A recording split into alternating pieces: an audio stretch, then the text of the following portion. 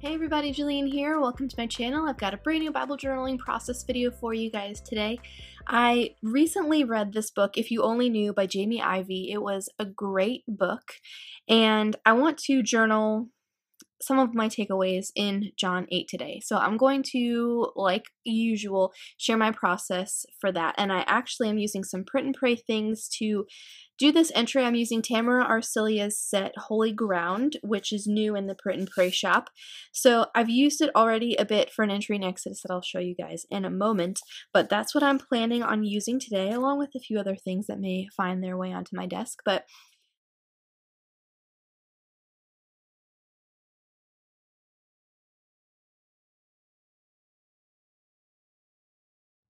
I wanted just to mention to you guys, I have a playlist on my channel called Jillski Reads. I have been really just reading so much more lately. I read a lot as a kid, and then as an adult kind of like made time for other things. So I'm getting it back into it, and it's wonderful, and I love it. And I get a lot of questions about what I'm reading. Do I like it? Should other people read it? And I get asked to do reviews and stuff like that. But that really, if I'm being honest with you guys, intimidates me because I don't have great reading comprehension, and this is a library book. So typically when I read a book, I would totally mark up the whole thing, underline it, highlight, draw asterisks, stars, exclamation points next to things that I want to make sure I don't forget. I couldn't do that this time because it's a library book. Anyway, all that to say, I just don't feel at this point like I'm ready to sit down and write a legit book review. There are so many wonderful people in our Bible journaling community who do that, and I'll link to them below if you want to check out their blogs, but at this point I'm not ready to do that. I think at this point what I'm going to do is just what I've been doing, create a Bible journaling entry with some of my takeaways from the book. Maybe it's 1, maybe it's like 13, just depending on like how much I got out of that book. That's as close as I'm going to get to book reviews. So I'll share like the really great bits that I read in these process videos when I'm putting them in the margins of my journaling Bible. So that's where I'm at with that now. If you guys want to check that playlist out, there's like a handful of videos in there, maybe like 4, 5, 6. If you guys want to check it out, I'll link it below.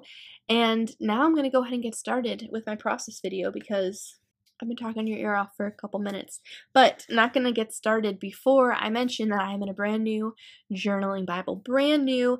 I decided to go ahead and switch over midway through the All Things New devotional kit. I didn't really want to do that, but this guy was just getting too big and hard to photograph, not pleasant to work in. So I just said, you know what? I'm just going to move over. And this is the last Bible I have like this. I don't think Zondervan makes this edition anymore, at least not anywhere that I can find it. So this is my fourth and final NIV Journal Edition Bible. So I gotta find a new one next time in another few months, another like 5 months or so. Alright, now let's get to journaling this entry in John 8. Okay, so first of all, I want to apologize for the shaky video. It's not my camera, it's my whiteboard. It wasn't adhered to my desk properly, so it's kind of moving around as I move. So I'm super sorry for that. I hope it doesn't bother you too much or like you're not going to puke. So for this entry today, like I said, I'm using Tamara set Holy Ground, and in Jamie Ivey's book, I'm going to go ahead and link it below if you want to check it out. I'm going to link her podcast and her website and stuff like that if you want more information on her. This book is mostly story. She shares her story of her past, her pre-Jesus days, her Jesus following days, and it's a really good book. She gets really vulnerable. She opens up about a lot of stuff. She's really brave in writing it. I'm not going to share her story with you because it's for her to tell, and I don't want to take anything out of context in like the 7 or 8 minute video that I have with you, but she was super brave when writing this, and I know that because her story is very, very similar to my story.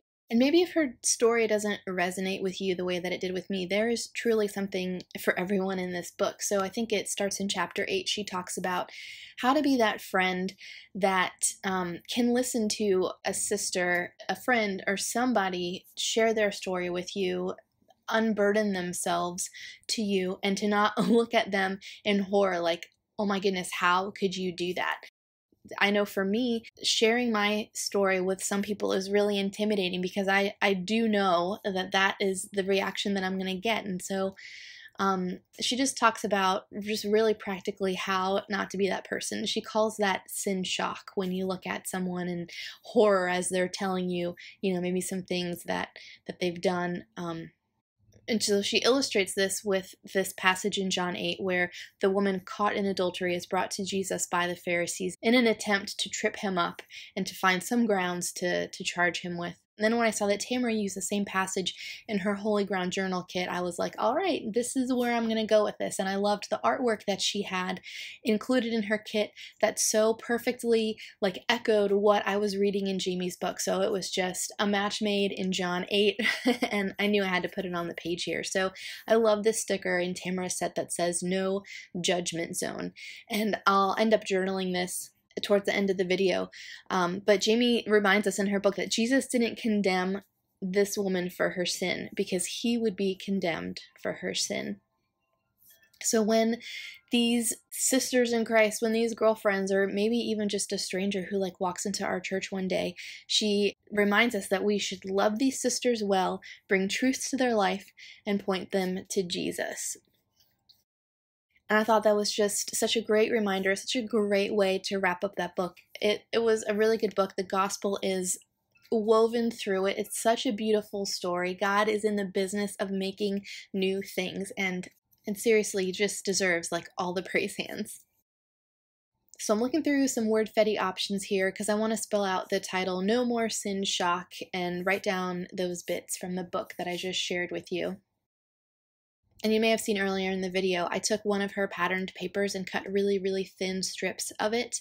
I actually had the patterned paper printed on washi tape and cut super thin strips to echo a really thin washi tape. I love what Shauna Noel does when she takes the Illustrated Faith highlighter washi, which is just about this thin, and she creates a little box around the scripture, because I much prefer to use it this way than to highlight line by line for such a large passage as this. And then I love these little bits here, these little just wonky circles and the X's. That is so Tamara, and I love having little bits of her art in my Bible. So I don't know if you can see on camera, but everything pretty much is printed on clear sticker paper. Actually, everything is printed on clear sticker paper. So when I layer that little arrow and the no judgment zone sticker over the text, and then these little art marks and things like that, they are totally, I can still totally read the text. And this is a brand new Bible. I don't know if you noticed that I started in, and I kind of want to go in a different direction with this Bible. We'll see how long this lasts, but I want to keep embellishments flat. I just want to try something new, challenge myself a little bit. So I'm already getting a little frustrated with the, guidelines I set for myself, or the rails I set up for myself. So we'll see how long it lasts. Also, as we eliminate nap time, I genuinely have less time to Bible journal. so things may be getting a bit simpler. So the stickers weren't really standing out as much as I wanted them on the page, so I'm just taking my Illustrated Faith journaling pen here and outlining them so they're a bit weightier on the page. And then I'm going to go ahead and do my journaling, and I'm just writing exactly what I read to you guys from her book. Now I knew I was going to have kind of my journaling cut in two here, and that's fine. So I put in these little heart stickers to fill in some space, and then I'm just going to get to the rest of it on the bottom of the page. So yeah, it's all summed up in verse 11 of John 8 here. Jesus says, "Then neither do I condemn you," Jesus declared. "Go now and leave your life of sin." So really, I love this idea of no more sin shock, because Jesus really is the only one that has any right to condemn anybody for decisions that they've made, because he is the only one that is blameless, right? And so that's just a great reminder when maybe we want to become a little indignant.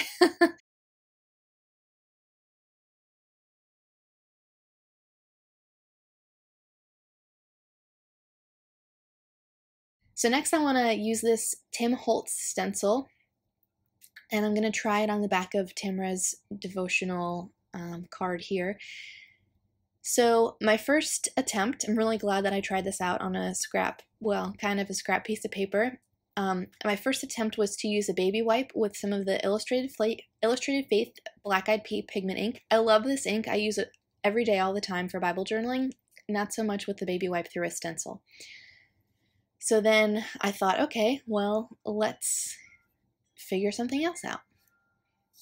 Let's try some black acrylic paint. So I took that same baby wipe and then I'm just going to go in with the acrylic paint on the baby wipe and hold the stencil down really firm so that it doesn't seep under the stencil itself.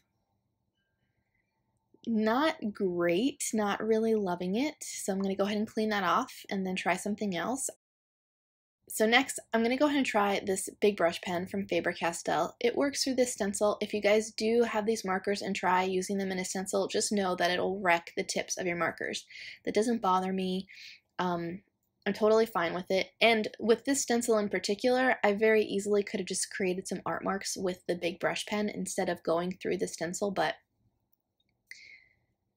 I'm just getting my feet wet with these guys again and just wanted to use it because I had it, so I'll definitely be incorporating more stencils into my process videos over the coming weeks because they're so fun.